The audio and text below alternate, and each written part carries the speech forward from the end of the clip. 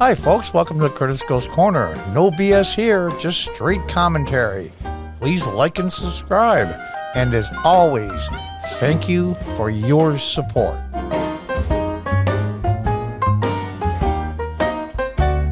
Hi, folks. Welcome back to Curtis Goes Corner. The Washington Examiner.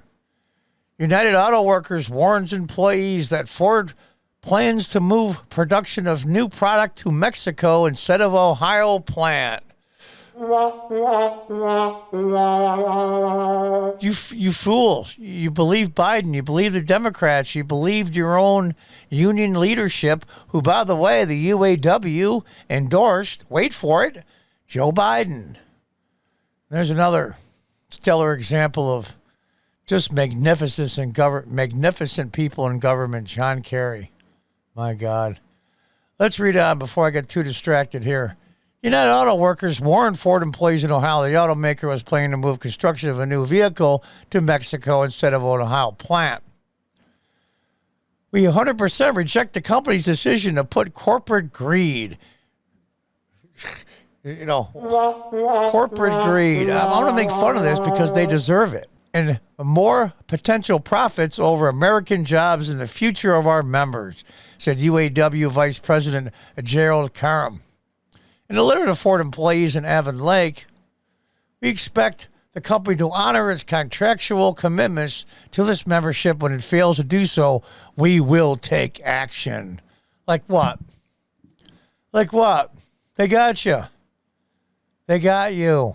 What are you going to do? Not send them a Christmas card this year? You guys screwed yourselves, man. You picked up the leaders in your union, and then those people endorsed Joe Biden. Then, like sheep, just like sheeple, you voted for Joe Biden. Karam accused Ford of violating an agreement made with the union in 2019, in which the automaker pledged to invest $900 million in the Ohio plant and add the production of a next-generation product in 2023. I'm assuming that means mostly electric cars, which I have no problem with. The UAW said the deal struck with Ford would ensure employees of job security well into the foreseeable future. Well, of course, new products, especially if they do well, but added that the automaker has decided not to honor its promise. Oh, it's like a 4-year-old. You promised. Ford management expects us to hang our heads and accept the decision, Karam said. But let me be clear. We are making a different choice. Like what? Wait for the next presidential election, you geniuses? Karam said the union has requested data and an explanation from Ford, but so far, the company has only given strategically limited information. Data on what? How much more money they're going to make if they move to Mexico? Well, they probably know that, I'm sure. We're intensely exploring your options at this time. You guys got suckered. Intensely exploring. Like what? Like I said, not going to send them a Christmas card? This is amazing to me. But Ford said in response to the letter that conditions have changed since 2019 agreement, while also arguing that the agreement only had made reference to a $900 million investment in a new product at the Ohio plant. Reference. So we really didn't promise. We mentioned it. We knew that it appeased you temporarily. But now that the clock has ticked a little bit, we really didn't promise. Oh, okay. While conditions upon which the 2019 administrative letter were based have changed, the company is investing in the plan, increasing production of Super Duty trucks at the Ohio plant, Ford plant manager Jason Moore wrote in a letter to employees. Now, let's read the first sentence of that paragraph again. While conditions upon which the 2019 administrative letter were based have changed. All right, folks, you're pretty smart out there. Many of you way smarter than me. What has changed? What has changed since the 2019 administrative letter, where they just mentioned or referenced, as they say, $900 million investment for the new plant to do these cars now they're going to do in Mexico? I'll give you a few more seconds. What has changed? You know what's changed? Donald Trump lost and the November election is over. Let her also know that the company has invested $185 million. Well, let me see. Let's go back up here. You promised to give me $900, we'll say, for a car. I'm selling an old beater. I'm selling it for $900. And you said you would pay $900. So that I get the title, I sign it over to you, and you hand me $185. And said, well, you know, I only referenced $900. You're going to have to take the $185. Too bad you don't like it. That's exactly what happened. We have invested $185 million in the Ohio plant since 2019, which helped the company retain 100 jobs at the site. After Ford announced its plan in November to build a new electric vehicle in Mexico, announced its plan in November. Now, for all of you internet sleuths out there, I'm not very good at snooping and finding information, that little stuff like that. Hey, do a little searching and find out when they announced the plan in November. I'll bet you money it's the end of November, long after the results were known in the presidential election, which you morons in the union endorsed Biden.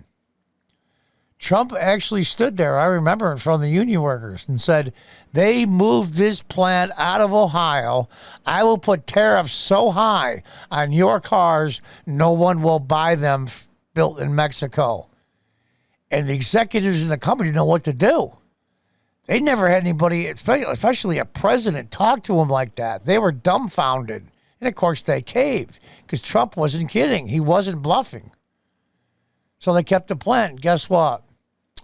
The election in 2020, guess what? Trump lost. Oh, God. Let's read on. The company's global market manufacturing communications director, communications director, that means he must be really good at communicating with people. Let's see what she has to say. Kelly Felker wouldn't say the automaker's plan to stick to its investment in the whole plant. Oh, she's not very good at communications, is she? We're always looking at our options, which means I'm not going to answer you. So if you're a communications director, you suck at communicating. And of course, they got to throw in their little caveat here, how wonderful they are. Ford employs more hourly workers in the U.S. than any automaker, assembles more vehicles in the U.S. than any other automaker, and Ford chooses to invest in America more than any other automaker, Felker said in a statement in response to the story. I get my deep voice now. We remain committed to investing $6 billion in our U.S. plants and creating and retaining 8,500 jobs in America during this 4-year UAW contract, the statement read. We are invested in Ohio Assembly Plant, our dedicated workforce. Let's hear it for them. Let's hear it for them. Yeah. Now, those of you that say, listen, they're a company, and it's up to them to make as much money as they can for their shareholders and keep prices as low as they can and be competitive. Okay. That's not the point of this story, and that's not the point I'm trying to make. The point I'm trying to make is these morons who voted for the union representatives that endorsed Joe Biden that caused this to happen. So let me see if I get this straight now. I pay a crap ton of union dues. I pick my representatives to be representing me in the union with, in this case, the employer Ford. And not only does Ford sell me out, but my own union people sell me out. And that's okay. And I shouldn't be pissed, and I should just take it and move on. So, $70,000, $80,000 a year plus bennies for some of them. Those jobs you can get anywhere in Ohio. Easy peasy. So my entire family, and God knows how many other hundreds of families, if not thousands of families, will basically be destroyed. And that includes health insurance and your pension and everything else that your union negotiated for you. And they sold you out. Now, why do they sell out, endorse Biden? Who knows what they got out of it, and who knows what the Biden administration promises union people, but you got screwed. Just like the first 10 minutes Joe Biden was in the Oval Office, he killed the Keystone XL pipeline construction, which was going to kill 10,000 plus jobs in the end, counting the economic multiplier, another 100,000 plus. And God knows how many down the road. And look at your gas prices lately. You guys just don't get it. Democrats are not the party of the blue-collar worker anymore. They haven't been for a long, long time. So you old-school Democrats, you blue-collar guys, a Democrat like I used to be, a reasonable Democrat that looks out for the average working person, is the Republicans now. And once I switched in 2013, this is one of the main reasons. They're not looking out for the average Joe and Jane. You guys only need to blame yourselves, and I know it's hard to hear that. And I know in the morning when you look in the mirror when you're shaving and you say, well, it's my own fault. It's hard to do that. I get it. But we got a long ways to go. It's not even been 100 days yet as president. Look how bad this guy's screwing you. As they say in Game of Thrones, winter is coming. And until the next time, folks, goodbye and good luck.